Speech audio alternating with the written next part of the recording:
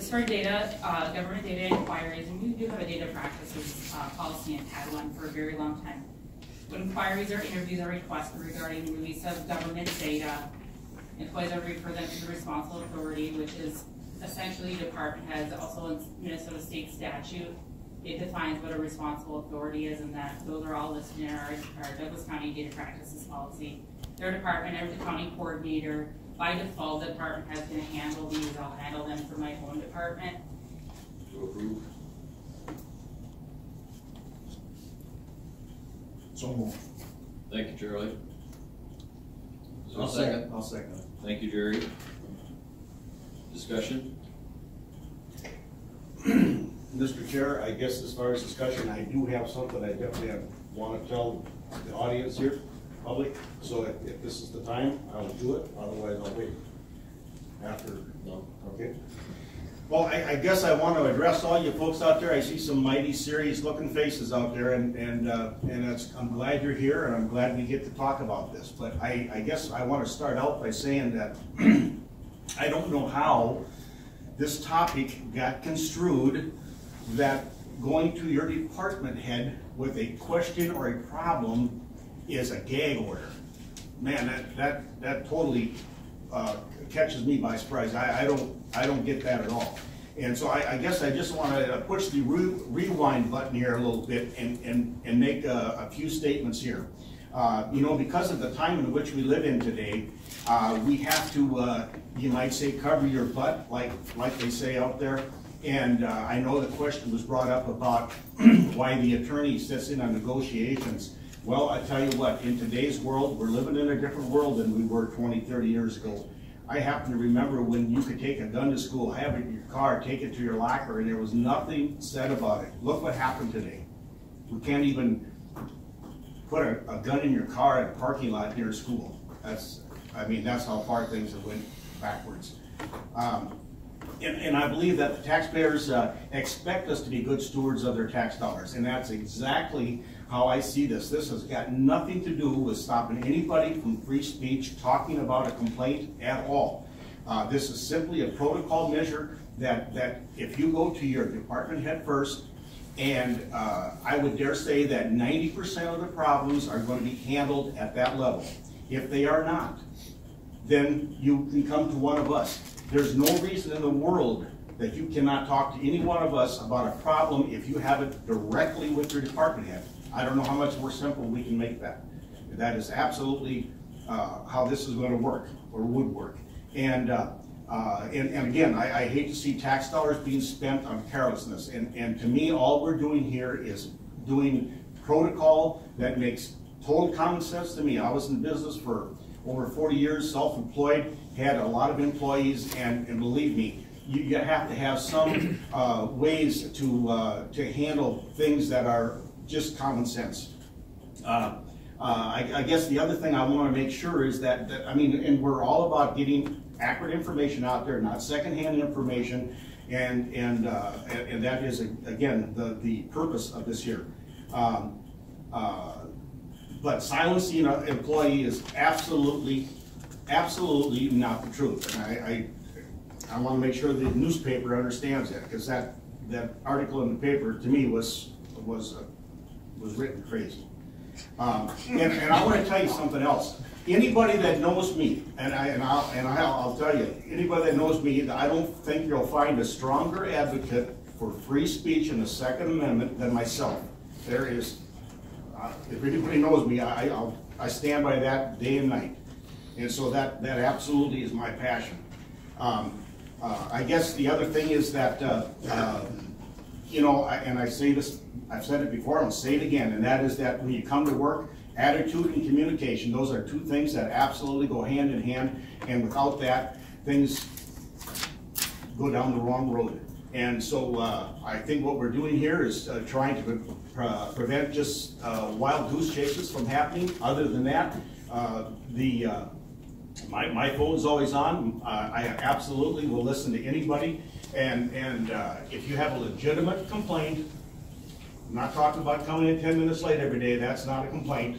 That's your problem. But I'm here to tell you, when they tell us that we're putting a gag order on the employees, I I'm open to conversation with anybody in here. You call me anytime. That is absolutely the farthest thing from the truth. So thank you, Mr. Chair.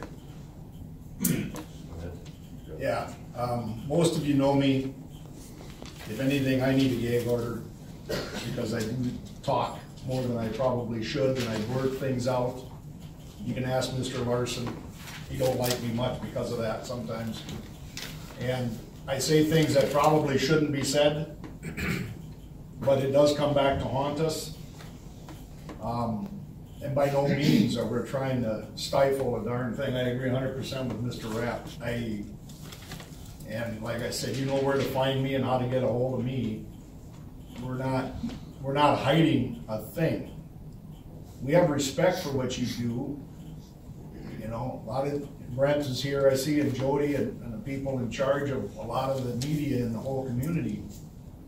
But we ask for the same, and there's things we can't talk about. We've had a tough winter. And a lot of it is because we can't talk about it. Data privacy. And that's why Chad and I have differences. I'm not real proud of our trial attorneys in this state. You know, some of the things we can and can't do. But you're gonna find out. And we're not here to hide a doggone thing. So. Yeah. I do agree, and I'm gonna sit forward so that everybody can hear. I do agree with the fact that this is a policy that it's a policy that's understood, that makes sense. I mean, this is about government data. This isn't about your personal opinion. This is about government data. And HIPAA is very succinct about how we need to protect personal information. If anybody hasn't been to the hospital lately, try it. You gotta go through all kinds of hoops because of HIPAA. You have that information as employees. You have the access to that information. It's important that you have that access. But it's also important that we guard that data because it is personal. And to make that determination between whether it's personal or not, whether it can be released or not, this is just a system that we want to put in place that says, you know, I'm not sure. I'm going to check with, and if they're not here, I'm going to check with. Now, we all have our, as Jerry says, CYA covered. Otherwise, everybody in here will be the recipient of a bill that we will have because we'll get sued. And it won't be for a $1.98. It'll be for a hell of a lot more than that. So this is a policy that simply puts in place a system that protects that personal data. I'll get off my phone. Mr. Chair, I do have one more question for Troy Wilberson.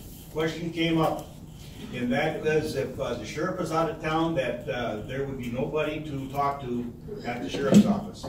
Now, that's not my understanding. I'd like you to clarify that if you're out of town, that Mr. Bradley takes over and has full authority to do whatever is needed. Is that correct? That's correct. Okay. The chief deputy has, in the absence of the sheriff, the chief deputy has full authority of the sheriff to act on my behalf.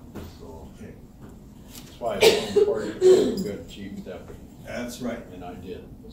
All right. Thank you very much. Thank you. I just wanted to show you that the basis of the summary here is a result of this here, Chapter 13, that deals with Minnesota data practices. So rest assured, I'm not going to elaborate on anything else that was said. other than the fact that each one of your commissioners, each one of the department heads, and I believe that each one of the employees of Douglas County have the uppermost thoughts in their mind to do the best job that they can for the citizens of Douglas County. And we need to thank them for that, because the efficiency with which they work, the dollars that they try to save, are tax dollars that each and every one of us has to face. And they are willing to do that. They spend that time and effort to make sure that this is a good county. And so I want to thank the employees that way for the efforts that they put in making this a good county, one that's respected, one that's looked up to by other counties because of some of the leadership that we have here. So I want to say thank you. Heather, please. Mr. Chair? Oh, go ahead, sorry. I would just like to add that any time that I or any of the other commissioners are going to talk to anyone in the press, we are always coached a little as what we cannot say as far as data privacy. So I just want that to be known, because it is so touchy. The other thing is, all you people are sitting out here and nobody's saying anything.